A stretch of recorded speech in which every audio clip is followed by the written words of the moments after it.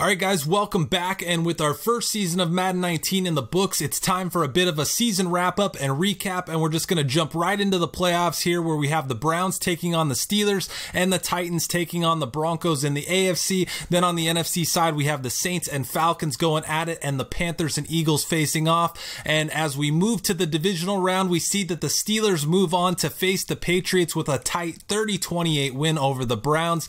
Meanwhile, the Broncos season predictably ends quickly with a 31-6 thrashing at the hands of the Titans, who will move on to face their division rival in the Jaguars. On the NFC side, the Falcons moved on to face the Packers with a 28-23 win over the Saints, while the Eagles defended their home turf and at 9-6-1 took down the 10-6 Panthers and now move on to face the top-seeded Rams. And as we advance to the conference championships, we see that the Patriots easily dispatch the Steelers and will host the AFC Championship against the Titans, who go into Jacksonville and upset the Jaguars. Then on the NFC side, the Packers beat the Falcons by 10, 31-21, and the Eagles go into LA and also upset the NFC's top seed and will head to Green Bay for a chance to defend their Super Bowl crown, which they will, as the Super Bowl 53 matchup is exactly the same as last year with the Patriots facing off against the Eagles. New England easily took down Tennessee for the second year in a row,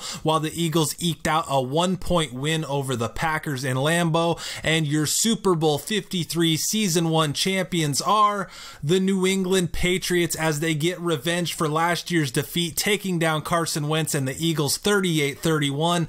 Tom Brady goes 23-29 for 322 yards and 3 touchdowns to win his 6th Super Bowl and 5th Super Bowl MVP. The Eagles outgained New England and had 7 more minutes of possession, but the Patriots didn't turn the ball over once and were able to avenge last year's loss and become the Super Bowl champions. And with the season officially finished, we're going to take one last look at the year's league leaders, where the Super Bowl MVP Tom Brady led the way in passing yards, coming up just 53 yards shy of the 5,000 yard mark. Alex Smith, Matt Ryan, Carson Wentz, and Marcus Mariota make up the rest of the top 5. The top 2 QBs in passing touchdowns both just played in the Super Bowl, with Tom Brady again leading the way with 43 touchdowns and Carson Wentz coming in second with 40.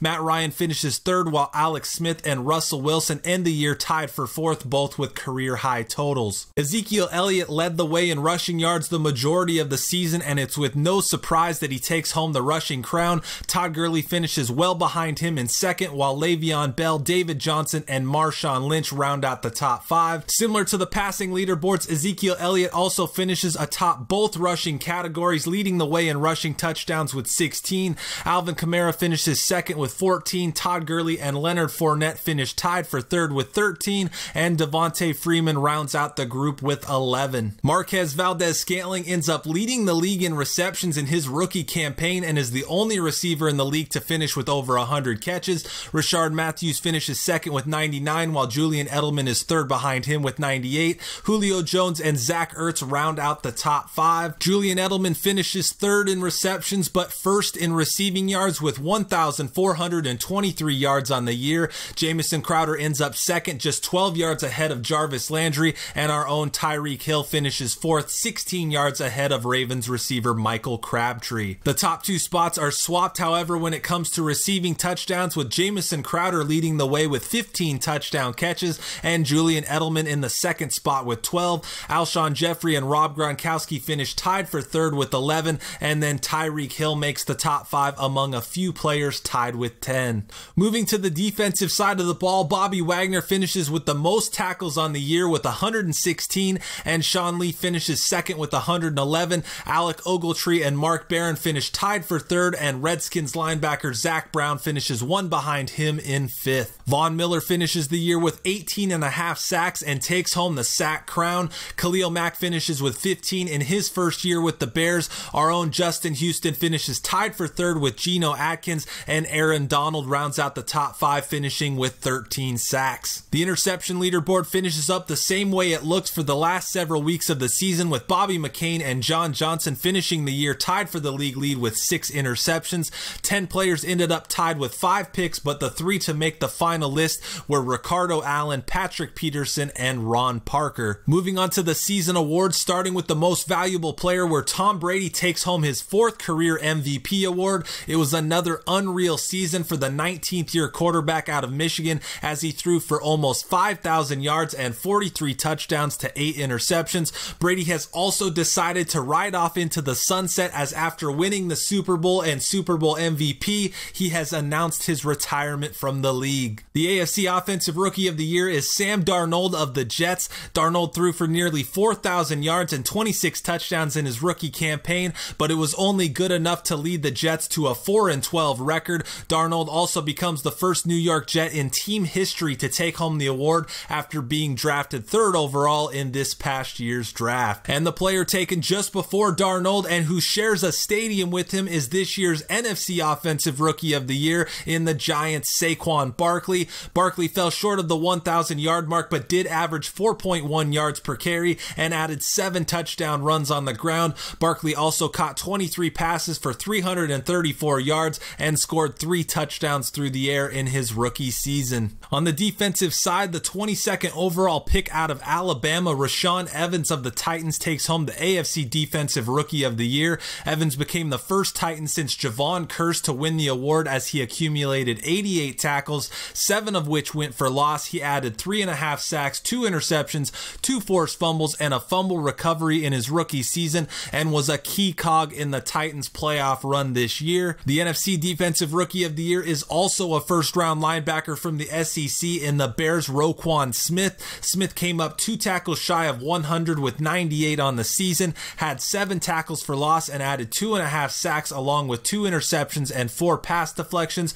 Smith becomes the first linebacker to win the award since Luke Kuechly of the Panthers. The NFL's Coach of the Year for the 2nd consecutive season was the Rams' Sean McVay. In his 2nd year with the Rams, McVay once again led them to the playoffs as well as the league's best record at 12-3-1. The Rams also finished the year ranked 1st in rushing on both the offensive and defensive sides of the ball. However, their playoff run would be cut short as they were upset 24-17 in the divisional round by the eventual Super Bowl runner-up Philadelphia Eagles. So real quick now, we're going to run through some of the team stats, starting with the passing leaders. Mahomes led the way and finished the year with 22 touchdowns and 8 interceptions, but you might remember 4 of those picks came way back in our very first game of the year. So after that, he was pretty much lights out for us. Chad Henne got a significant amount of playing time and didn't fare very well. And then Chase Litton also got his first career start in the 19-17 loss to the Rams. But we got pretty much what you'd expect out of the backup spot, and we'll be hoping to get a lot more of Mahomes next season. Our rushing leaders were pretty cut and dry. Kareem Hunt and Damian Williams ended up being the only running backs to have over 100 yards rushing. Mahomes threw in 219 yards on the ground, but it was Kareem Hunt leading the way with 1,333 yards, which put him at 6th in the league, and he also had a very nice 5.7 average. Williams got some time when Hunt went down with an injury and did okay, but you can definitely see the drop off in talent, but he also did have his moments, which you'll see in the top 10 later. Unfortunately, any moments he has next year will end up being with another team as he's going to end up being a free agent.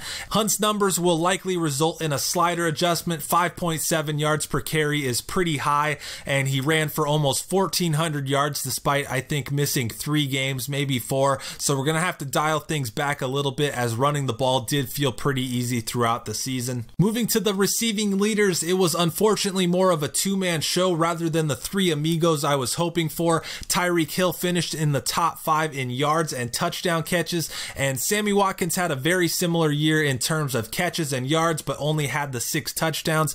The disappointment here, though, is going to be with Travis Kelce. Only 56 catches for 639 yards. He did have the 8 touchdowns, but heading into next season, I'd like to see him a bit more involved and those numbers to look a little bit better. And then lastly, we had Demetrius Harris there, who had similar numbers to Chris Conley, but nothing too impressive as the majority of the passing attack went through Hill, Watkins, and Kelce. And then lastly, some defensive leaders, starting with Anthony Hitchens, who led the team in tackles with 142. However, just barely half of those ended up being solo tackles.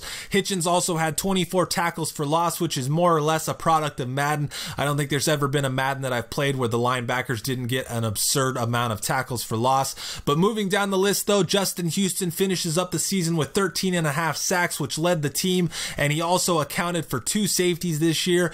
Ron Parker had over 100 tackles from his safety spot and led the team with with 5 interceptions, and then D Ford on the other side from Houston finished the year with 9 sacks, which was good for second on the team, and after signing a 3-year deal will be back with us again next year. Looking at things on a team level, we were tied for 9th in points per game and tied for 8th in total yards per game, so despite having injuries to the quarterback throughout the year, the output was still up there, but it kind of shows in the pass and rush yards per game. Passing we were 25th and rushing we were 2nd, and a good part of that has to do with those quarterback injuries I just mentioned, as well as what I mentioned before with the sliders being a little bit off and rushing being too easy. 30 touchdown passes on the year isn't bad and was tied for 11th, and then 13 rushing touchdowns, which was good for a tie of 19th in the league. Defensively, it was a bit of a mixed bag. For points, we were right in the middle of the league, but as we take a look at the yards, you can see that we had much more of a bend but don't break defense, as we were 24th in total yards, 25th against the pass,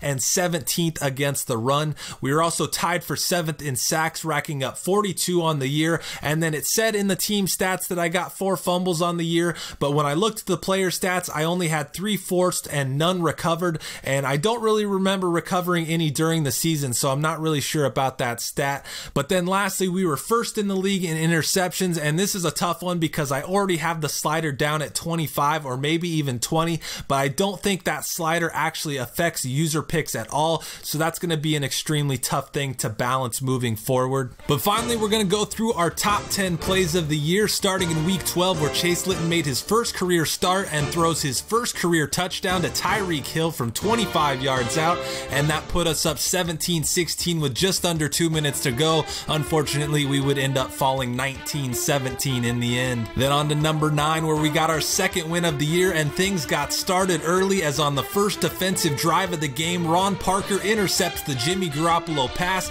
and brings it back 24 yards for the pick 6. Number 8 comes from an otherwise awful day for Patrick Mahomes, but his 12-yard rocket to Tyreek Hill gave us a 7-0 lead and was his first career touchdown pass. But number 7 was the exclamation point on an entirely different result between those two teams, as Damian Williams caps off a 38-3 destruction of the Chargers by breaking tackles and skipping his way into the end zone for a 51-yard score.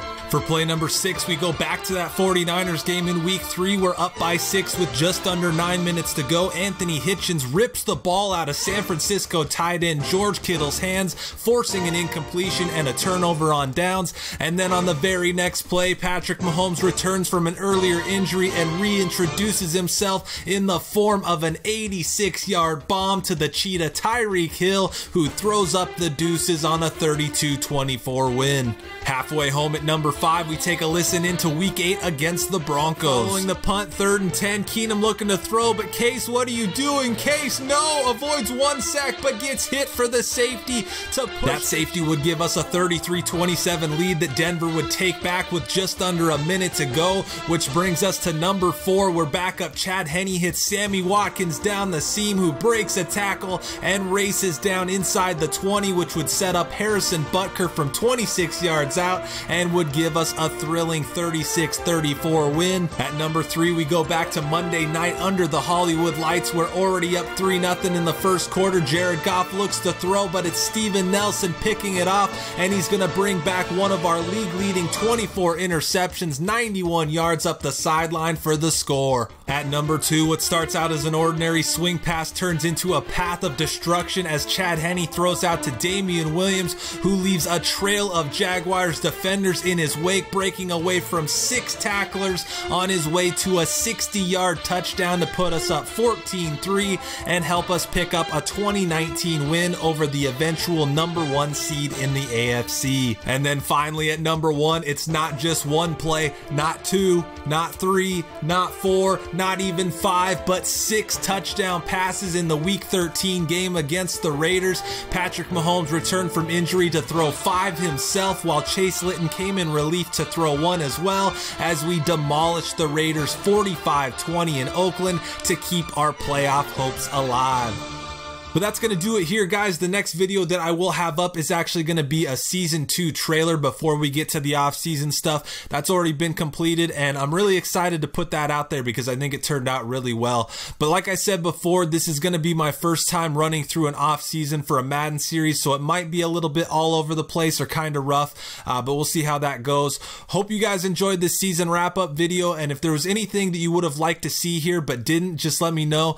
But as always, I appreciate you guys tuning in and joining me on this franchise journey, and until next time, thanks for watching.